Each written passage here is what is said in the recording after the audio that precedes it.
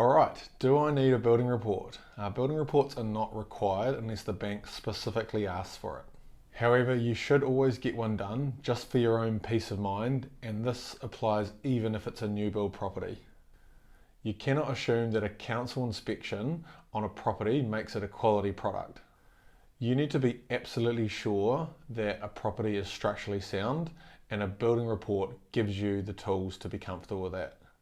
If you're buying a property conditional on a building report, then you need to have an actual written building report for you to be able to negotiate on price or ask for any remedial action on that property, or worst case, get out of the contract based on you not being comfortable with the state of that property. You may also need a copy of the building report further down the line after you've bought a property. Building inspectors don't always get it right. They can make mistakes, so you may need this in a recourse situation if you're trying to take legal action and try and get some compensation for anything that was missed. Banks may require a building report, and they will ask for this if they look at the online listing of the property and notice that it's in a poor condition. They may want a building report just to double check that it's structurally sound. Or if it's a plaster property, they may require you to do more due diligence. If they do request this for a plaster home, you need to make sure that you get moisture testing included as part of your building report. It's not overly expensive, but it's very important you get that done because it can highlight potential issues with the property.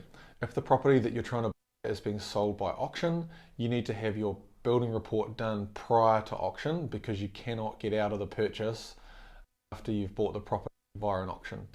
If you're a builder, I often get asked, should I still get a building report done? And the answer is usually yes.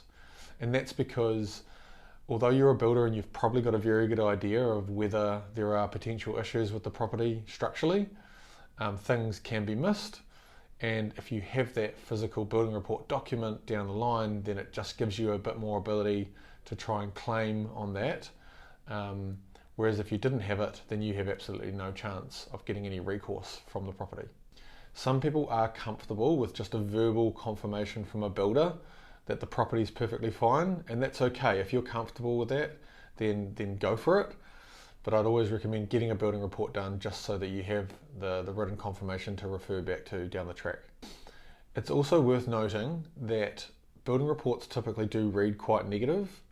It's the building inspector's role to point out all of the bad things about that property. And so it might be perfectly fine and it may just have a couple of things that need remediation.